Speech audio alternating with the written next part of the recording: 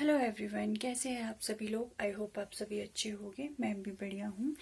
तो आज की व्लॉग की शुरुआत हो रही है सुबह के 7:30 बजे से। मुझे अभी जाना है पशु के पास, इसीलिए मैं रेडी हो चुकी हूँ। ये व्लॉग काफ़ी ज़्यादा लेट हो गया है क्योंकि मुझे एडिट करने के लिए टाइम नहीं लग रहा था। ये व्लॉग है ऋषि पंचमी वाले दिन का।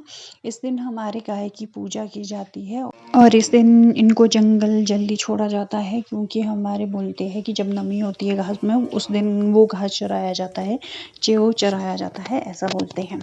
इसलिए मैं और मम्मी भी इनको लेकर जल्दी चले गए थे। आज हमने इन्हें घासनी में ही चराया था। मैं पशुओं का ध्यान रख रही थी क्योंकि ये इधर उधर भागते रहते हैं और दूसरों के इसमें चले जाते हैं। और मम्मी रास्ते में घास काट रहे थे ताकि रास्ता भी चलने लायक हो जाए। और ये पशु अभी इतने शांत लग रहे हैं लेकिन ये इतने ज़्यादा शांत है नहीं। कुछ घंटे इनको चराने के बाद हम वापस आ गए थे इनको लेकर। इनको आजकल रास्ते में दो दो लोगों को लाना पड़ता है क्योंकि घासनी से लाया जाता है इनको, तो ये उसी में रह जाते हैं। घर पहुंचने के बाद हमने इन्हें बांध दिया था और उसके बाद मैं चल पड़ी थी ऊपर वाले घर के पास। और पापा जा रहे थे किल्टा लेके, पता नहीं कहाँ जा रहे थे। फिर मैं भी चल पड़ी थी बड़े पापा के घर क्योंकि मुझे जाना था उन्हें प्रसाद लेकर। तो मैं चल पड़ी थी और धूप भी बहुत लग रही थी इस टाइम पर। और वो देखो, वो ऊपर जाके है बड़े पापा का घर जहाँ मुझे जाना था। और यहाँ का व्यू देखो कितना प्यारा लग रहा है।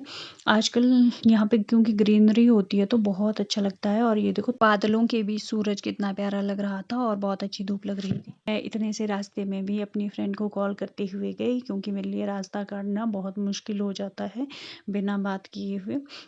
मैं पहुंच गई थी बड़े पापा के घर। यहाँ पे मैंने थोड़ी देर उनसे बातें की और उसके बाद मैं वापस अपने घर की तरफ चल पड़ी थी। और घर पहुंचने के बाद मैंने लंच किया और थोड़ी देर रेस्ट किया। 4 बजे मैं चल पड़ी थी घास के लिए। आज मैं और पापा जा रहे थे घास काटने और मैं अपनी दराटी और रस्सी लेके निकल पड़ी थी। थोड़ा देर जल्दी जल्दी घास काटा और मैं घास काटते काटते गिर भी गई थी जिसकी वजह से मुझे लग भी गई थी। और थोड़ा बहुत घास काटने के बाद पापा लगा रहे थे यहाँ पे बोझा और मैं बोझा लेके घर की तरफ चल पड़ी थी। मैं और पापा दोनों ही हम आ गए थे बोझा लेके। आजकल हरा घास उठाया नहीं जाता है इसलिए थोड़ा थोड़ा ही हम काटते हैं। घर पहुंचने के बाद मैं लग गई थी आग जलाने, जो कि आजकल बहुत बड़ा टास्क होता है क्योंकि आग जलती ही नहीं है। लकड़ियों में नमी होती है जिसकी वजह से वो आग ही नहीं पकड़ती है जल्दी।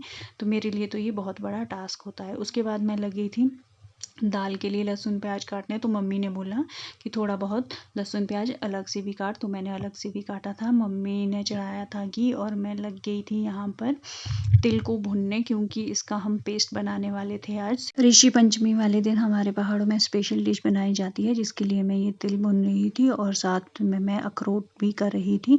ये सब भुन के हो गया था। उसके बाद मैं लग गई थी दाल में तड़का मारने क्योंकि मुझे दाल भी बनानी थी साथ में।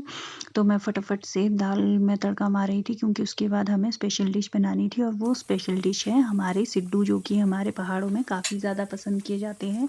पहले मम्मी लग गए थे सिड्डू बनाने, लेकिन उनका जो है कुछ काम था तो उसके बाद मैं लग गई थी सिड्डू को बनाने।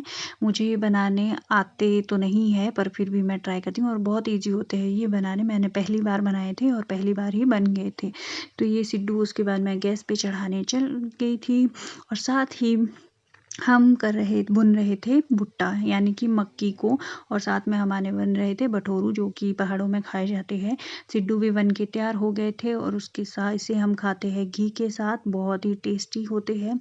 डिनर करने के बाद मैं चली गई थी सोने। आज के लिए बस इतना ही। मिलते हैं आपसे नेक्स्ट व्लॉग में। Thanks for watching.